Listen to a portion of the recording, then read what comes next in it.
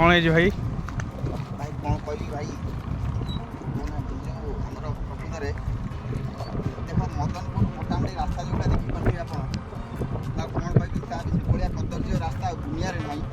आप देखो प्रथम तो आम युवपीढ़ी को प्रथम कहूँ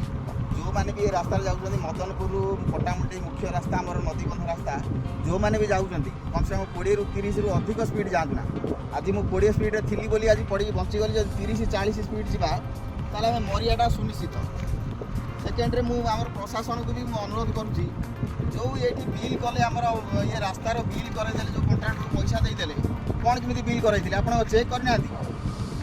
आउ गोटे कथा आमर जो विधायक आम प्रतिश्रुति दौरान पूर्व थर विधायक थे एथर भी से स्टांडिंग अच्छा से आमर ध्रुव साहू जे विधायक ये रास्ता आमको प्रतिश्रुति दौरान आम उन्नतिमूलक काम करिया उन्नतिमूलक काम केमी कौन करिया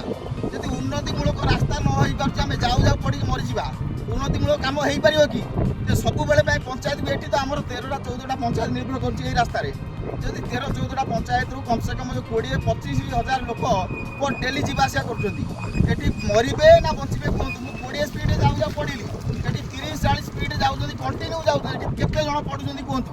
मुझे ध्रुव साहू को गोटे खाली प्रश्न आमर विधायक को गोटे मोर प्रश्न रोचे भाई गाड़ी ट्राक्टर चलती तेल नहीं गला भाई जो असुविधा रास्ता है लोक मरिया गोटे जगह भल अच्छे बर्षार पानी पूरी धन्यवाद भाई जो आम विधायक गोटे गरीब पिला मानक थ्रू गोटे खाली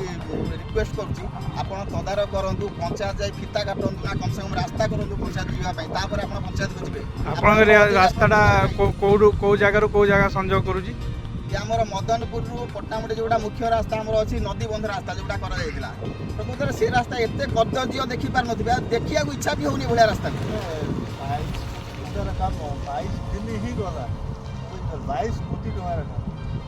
22 दिन भितर जो पेपर मेसीन पूरा आसला पेपर मेसीन मैंने ये दबिगला होगा देख 22 मैंने कई दिन